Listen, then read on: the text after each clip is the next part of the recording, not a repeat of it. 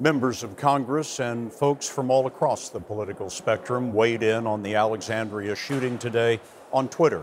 The Newtown Action Alliance, which includes families of victims of the Sandy Hook massacre, said approximately 500,000 Americans have been killed or injured by guns since Sandy Hook. Thoughts and prayers are not enough.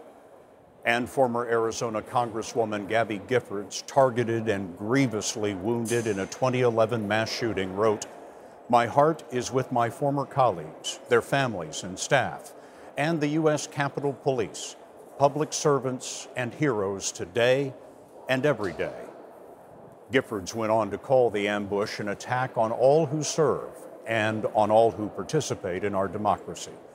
Earlier today, we spoke to her husband, retired astronaut and Navy Captain Mark Kelly.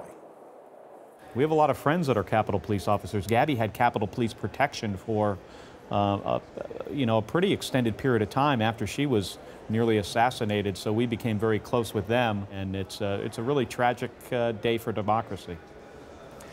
A tragic day for democracy. Why do you say that?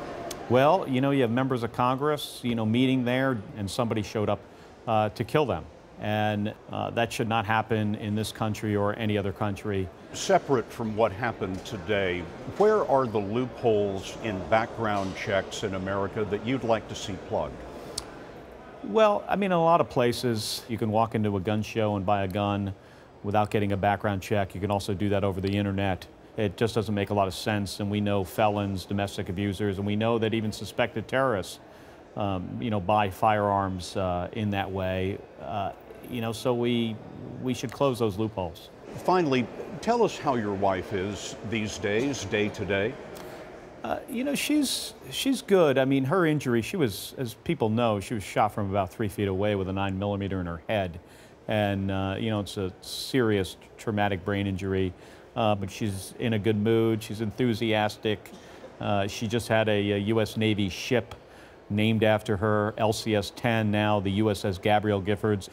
So that was a happy day, and today was a rather sad day for her. We shouldn't have to wake up, month after month and see things like this happen. Mark Kelly, all best wishes to your wife and to you. Thanks. Thank you, Scott.